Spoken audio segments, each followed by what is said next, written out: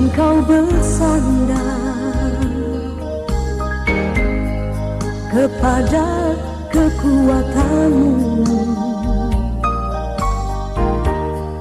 dan jangan engkau berharap kepada manusia. Manusia bagaikan rumput, sekarang ada, esok lenyap. Marilah kita berharap kepada kasih Yesus. Semakin berkatilah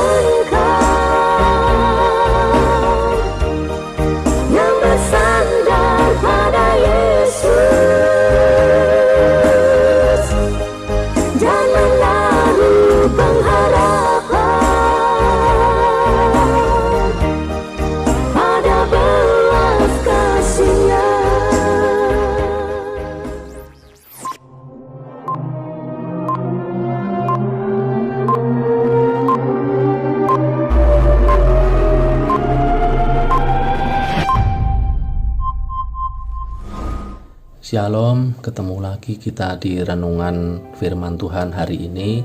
Pembacaan firman Tuhan akan diambil dari kitab Yeremia. Kita ambil dari dua ayatnya, yaitu ayat 5 dan ayat 7. Beginilah firman Tuhan. Yeremia 17 ayat 5, beginilah firman Tuhan, terkutuklah orang yang mengandalkan manusia, yang mengandalkan kekuatannya sendiri, dan yang hatinya menjauh daripada Tuhan. Yeremia 17 ayat 7 bunyinya, diberkatilah orang yang mengandalkan Tuhan, yang menaruh harapannya pada Tuhan. Nah, hari ini kita mau bahas hidup yang mengandalkan Tuhan. Hidup yang mengandalkan Tuhan itu seperti apa? Ya, hidup yang sepenuhnya bergantung kepada Tuhan. Hidup yang sepenuhnya bergerak menurut maunya dan kehendak Tuhan. Apa untungnya sebetulnya kalau kita hidup mengandalkan Tuhan? Di ayat bacaan kita di kitab Yeremia 17 ayat 8, di situ jelas disebutkan, orang yang mengandalkan Tuhan, ia akan seperti pohon yang ditanam di tepi air, yang merambatkan akar-akarnya ke tepi batang air, dan yang tidak mengalami datangnya panas terik, yang daunnya tetap hijau, yang tidak khawatir dalam tahun kering, dan yang tidak berhenti menghasilkan buah. Jelas sekali saya rasa, tidak perlu diragukan lagi, Tuhan menjamin bahwa Dia akan memelihara kehidupan kita semua yang mengasihinya dan mengandalkan hidup kita kepadanya. Nah, apa sebaliknya konsekuensinya kalau kita tidak mengandalkan Tuhan? Di Yeremia 17 yang ayat 6 disebutkan, orang yang mengandalkan dirinya sendiri, ia akan seperti semak bulus di padang belantara, ia tidak akan mengalami datangnya keadaan baik, ia akan tinggal di tanah angus di padang gurun, di negeri padang asin yang tidak berpenduduk. Dari bacaan ini, saya merasa orang yang mengandalkan dirinya sendiri, tidak mengandalkan Tuhan, itu hidupnya hampa, hidupnya tidak pernah puas, karena tidak pernah ada rasa syukur di dalam hati dan pikirannya. Itu nggak enak sekali ya hidup seperti itu.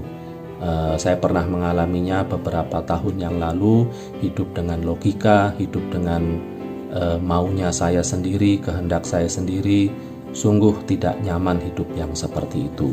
Lalu apakah ada tokoh-tokoh di dalam Alkitab yang kira-kira hidupnya mengandalkan Tuhan dan mengandalkan dirinya sendiri? Saya rasa ada ya. Kita lihat saja tokoh-tokoh seperti Sadrah, Mesah, dan Abednego. Ketika dia dilemparkan ke dalam dapur api, dia tetap tidak mau menundukkan dirinya untuk menyembah patung yang dibuat Raja Nebukadnezar pada waktu itu. Dia tetap punya keyakinan, sekalipun Allah tidak menolong kami, katanya dalam firman Tuhan, kami tetap akan tunduk kepada Allah dan tidak akan menyembah patung Nebukadnezar. Lalu ada juga Joshua dan Kaleb, mereka yang diutus dari antara orang-orang yang diutus untuk mengintai tanah perjanjian yang akan mereka masuki, di mana orang-orang teman-temannya yang lain bilang tentang hal-hal yang pesimis, tetapi mereka tetap melihat janji Tuhan, mereka tetap melihat kebaikan Tuhan di sana yang yang akan dinyatakan dalam Bani Israel itu, sehingga mereka beda sendiri ya, tetap positif ininya, tetap positif komen-komennya, yang pernyataannya yang diberikan kepada bangsa Israel. Itu orang-orang ini saya yakin itu karena hidup mereka mengandalkan Tuhan, jadi sekalipun ada kesulitan terbentang di depan mata, tapi mereka tidak kehilangan keyakinan. Lalu bagaimana dengan yang mengandalkan manusia? Kita lihat contohnya Ananias dan Safira, kemudian istri Lot, kemudian ada Samson juga ya.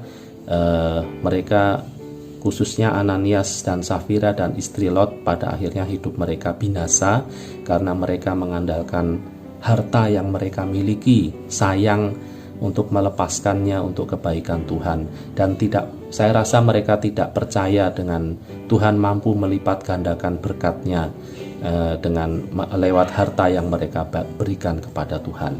Nah, Samson ini kasus khusus.